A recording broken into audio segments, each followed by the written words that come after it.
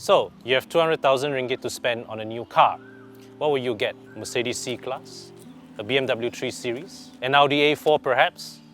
But what about a Volkswagen? With me here is a Passat 2.0 TSI, which is nicknamed as a GTI limo. To find out more about this car, I'm going to bring a friend with me to check it out. Okay, so with me here, we have Hisham from Roda Pusing. Thanks for joining us, Hisham. No problem, glad to be here. So now we start from rest. 20, 40, 60, 80, 100. How many seconds did that take? You didn't have to brake like that, right? I wanted to, keep within the legal side of the speed limit lah. How many seconds you expected me to count? Never mind. Later I check back we check back the video timing. Yeah. But So that was quick. Yeah, it was quick. Yeah. I mean, this is a car that 220 horsepower. They say this is a GTI limo. They call it. It's a Golf GTI limo. Correct. Sounds like it. Sounds like it. Yeah. Feels like it. Feels like it. I mean, on paper, it's running the same engine. Right. Yeah. 220 horsepower, 6-speed DSG, and with the XDS Plus front differential. So interesting. So far, initial impressions of it, just now you saw the Century the Century sprint time, right? It was pretty damn quick. And just now the steering just tugged itself lah. What happened? I think that's the lane keep assist. Oh, that's the single. Oh yeah. Automated system. Oh yeah. I see this symbol here. Yeah. I'm surprised the car has it actually. Yeah, but I think that's the only autonomous driving feature it has, because this one it doesn't have autonomous braking. I do not believe it has active cruise control. I'm not sure it has lane change warning. No, yeah. I realize the bumps are quite smooth to go over. It absorbs the bumps well enough. But if you notice, like on certain surfaces just now, right, the noise levels are higher. And yeah, so you see on smooth surfaces like this, on smooth, well-tarred road, and also maybe to a certain extent, like speed bumps and all, the suspension copes very well. Yeah, the bigger undulations are actually very well dealt with. Yes. But it even smoothens out, the undulating surface. It even levels out the car quite well. But go over this corrugated surfaces. There. There you see. And you have the occasional thunk. Yeah. I have a little go at that GTI-ness again. Okay, so here there's a fast sweeping right-hander, so I'm going to put a bit of throttle on it. So how? Is it really a GTI limo? Well, it has that handling assurance, but okay, you don't feel, unlike the GTI, right? You don't feel the car shrinking around you. You still feel a bit of the car's bulk when you gun it through a. Right. So as stable as it is, as solid as it feels, it's not as nimble or agile, perhaps. Of course not, because you cannot forget this is a bigger car. At the end, the laws of physics still apply. Right? It's slightly bigger than the 3 Series. Right. And it weighs almost about the same. Correct. Right? But the 3 Series does feel a little bit more sprightly, doesn't it? Oh yeah, it does. Again, coming back to the Passat, I think performance-wise, right, this car is definitely has the straight line pace to match the mid to high spec 3 Series and C-Class. The handling balance. Yeah, it'll give the 330E a run for its money. But this one is old school. Just put your foot down anytime, any day. Anytime, any day. As long as you've petrol in the tank, you've got 220 horses under the hood. Yes, and the petrol consumption is also old school. Old school, really?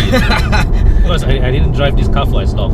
You had this car for a longer period of time. Yeah. How much we did our urban test, and it's actually about the same as a Toyota Innova. Are you kidding me? No kidding. Toyota Innova, are you seriously kidding me? Yeah, and that's a guzzler, okay? What were the numbers? What numbers did you get? Okay, our urban crawl, which is 30 kilometers per hour over about or less than 30 kilometers per hour over half an hour, 40 minutes. We hardly got anywhere close to 13 kilometers per liter. It was about 12.7 kilometers per liter. So that's quite a lot. On the highway, it's not too bad, right? But still nothing to shout about. I would gladly give a little bit more to the fuel pump, and enjoy this kind of performance. Although I have to say, it's still annoys me a little bit. The sound that There's quite a bit of tire noise coming in from the surface here. And the quietness of the cabin overall, apart from the tire noise, is still not quite C class levels, perhaps. But then again, you see, right now I'm doing just 90 kilometers per hour at 1005 RPM, right? I actually don't get much sound from the engine bay. It's actually mostly the tire noise. Yeah. So the car itself, the mechanical refinement of the car itself actually is pretty good, isn't it? Good point. Yeah. So it's the tire and suspension, or maybe the bushings. Not quite tuned for our kind of roads. Yeah. Anyways, coming back to the Passat here, right? Yep. Features wise, look at your surroundings. What do you think? I mean, do you think this is an interior that somebody, say, coming from a 3 Series or C Class will come in here and feel, okay, this is not too bad? It's not too bad. Neither is it really eye-catching. True. Right? Hey, so, but you got this what you know, this that one is a different matter.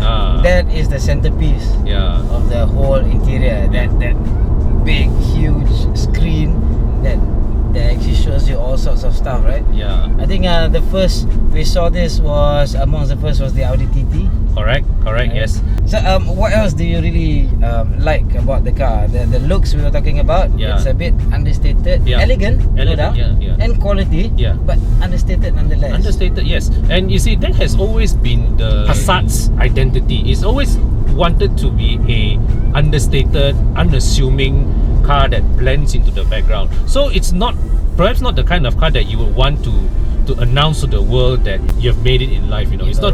Yeah. You know, I mean, it doesn't get you the same kind of attention that you get when you turn up with a Mercedes or a BMW. It doesn't do that. But I think what this car does is that, you know, the Passat 2.0 TSI at this price, it gives you a similar level of performance, a similar level of engineering, a similar level of build quality. I don't know about you, but I think this cabin is pretty decently finished. Maybe maybe one rung below a C class, but still pretty decently finished overall. It's just that it doesn't shout its credentials. Let's take one step down. Okay, now we're at the 2.0 TSI, but there's the 1.8 TSI available in two grades, right? The 160k trend line and also the 180k comfort line, which is not the most popular choice amongst those who have just purchased Passat. Yes, correct. Recently I went to a showroom. The salesman told me that most of his customers actually took the 2.0 now. Yeah, I mean, why bother with the 1.8, right? Why bother? Only if you are cross-shopping the Passat against a Camry. That one? Yes, a Camry, the hybrid Accord, you know, Mazda 6 or Tiana, or all those in those 180k price range, right? Yep.